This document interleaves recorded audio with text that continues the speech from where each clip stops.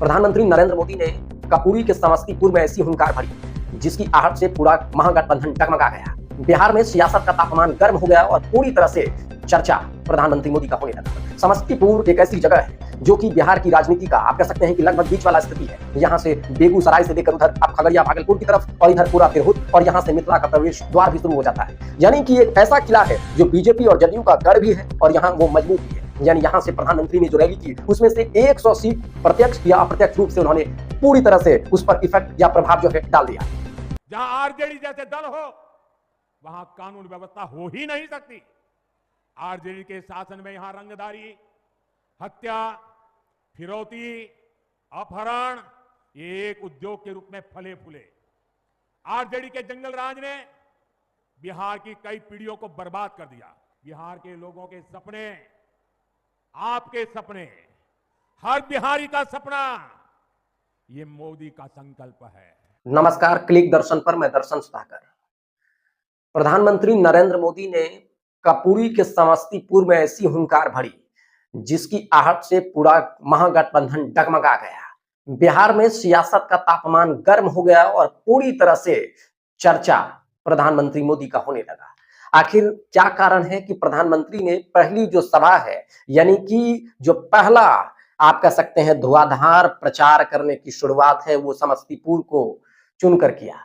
दरअसल प्रधानमंत्री मोदी इस बार पूरी तरह से फॉर्म में नजर आ रहे हैं और बिहार चुनाव में भाजपा जो इस बार रणनीतिक रूप से काफी मजबूत बन रही है, दिख रही है, उसका कारण प्रधानमंत्री और अमित शाह की एक विश्वसनीय जोड़ी के साथ एक बेहतरीन रणनीति है। मोदी जी को पता है, बीजेपी को पता है कि राजद एमवाई समीकरण के बलबूते बीजेपी को टक्कर देना चाहती है, लेकिन बीजेपी ने इसका भी तोड़ ढूंढ लिया है। लोकसभा चुनाव हो और इससे पहले के चुनाव, बीजेपी ने जिस तरह से ईबीसी वोटर को अपने पास किया है और अपने में सटाया है, उसको देखकर लग रहा है कि बीजेपी ने ईबीसी वोटरों को एक बार फिर से जोड़ने का अभियान तेज कर दिया है। एमवाई समीकरण को टक्कर देने के लिए जो बीजेपी का फॉर्मूला है वो है ईबीसी वोटर। समस्तीपुर एक ऐसी जगह है जो कि बिहार की राजनीति का आप कह सकते हैं कि लगभग बीच वाला स्थिति है। यहाँ से बेगूसराय से लेकर उधर अब खगड़िया भागलपुर की तरफ और इधर पूरा तिरहुत और यहाँ से मिथिला का प्रवेश द्वार भी शुरू हो जाता है। यानी कि एक ऐसा किला है जो बीजेपी और जदयू का गढ़ भी है और यहाँ वो मजबूत भी है। यानी यहाँ से प्रधानमंत्री ने जो रैली की उसमें से 100 सीट प्रत्यक्ष या अप्रत्यक्ष रूप से उन्होंने पूरी तरह से उस पर इफेक्ट या प्रभाव जो है डाल दिया।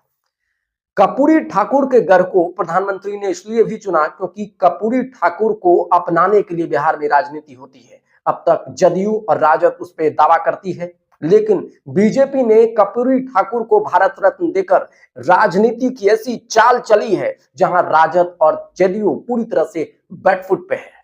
हालांकि कपूरी ठाकुर के बहाने ईबीसी वोटर जो है वो बीजेपी के साथ जुड़े हैं, ये सही बात भी है और बीजेपी इसको और मजबूत करना चाहती है। और यही कारण है कि जब यहां पर वो आए तो उन्होंने कुल मिलाकर 45 मिनट के भाषण में 35 बार जंगल राज शब्दों का प्रयोग किया। प्रधानमंत्री ने स्पष्ट कहा कि बिहार में अब जंगल राज को नहीं लौटने देना है।